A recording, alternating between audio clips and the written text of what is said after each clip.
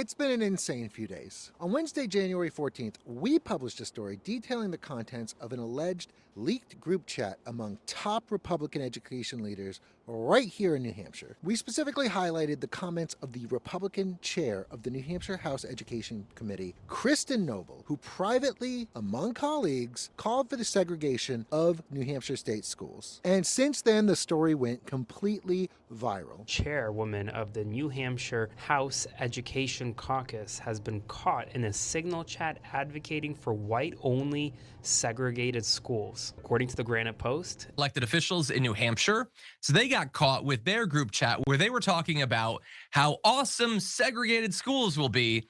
A leaked group chat allegedly used by Republican members of the New Hampshire House Education Committee appears to show the committee chair, Representative Kristen Noble, suggesting that schools should be segregated. Noble's response was absolutely shocking. She did not dispute the validity of the messages. She didn't denounce racism or even segregation. She instead chose to focus on a false narrative about Democrats putting porn in schools. Other Republicans here in New Hampshire have rushed to her defense, using the excuse that the texts were somehow referring to political segregation, whatever that means. But I don't think that's really an accurate read of what she was talking about. Let me tell you why. Number one, and I can tell you with authority, these text messages were leaked by another Republican on the Education Committee, specifically because they were outraged at the open racism on display. So her very own colleagues felt like racism was a central element in what she was talking about. Number two, when you're talking about segregated schools, that pairing of words has a very specific and very charged meaning in American history. So the idea that a lawmaker would use that expression without any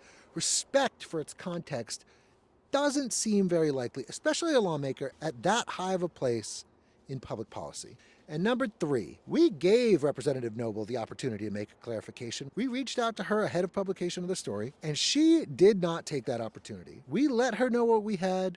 We let her know our interpretation of the word. She could have given any explanation, and she chose not to. Finally, it's really worth looking at the openly white supremacist behavior of both the Trump administration and at the New Hampshire State House. Behavior like this tends to trickle down from DC to the state level, and I think we're definitely seeing some of that here. We've reached out to Governor Kelly Ayotte to get her response to this major story, and I will let you know if we hear anything. I strongly doubt we will. Keep following us, guys. We're going to have more on this. I'll talk to you guys soon.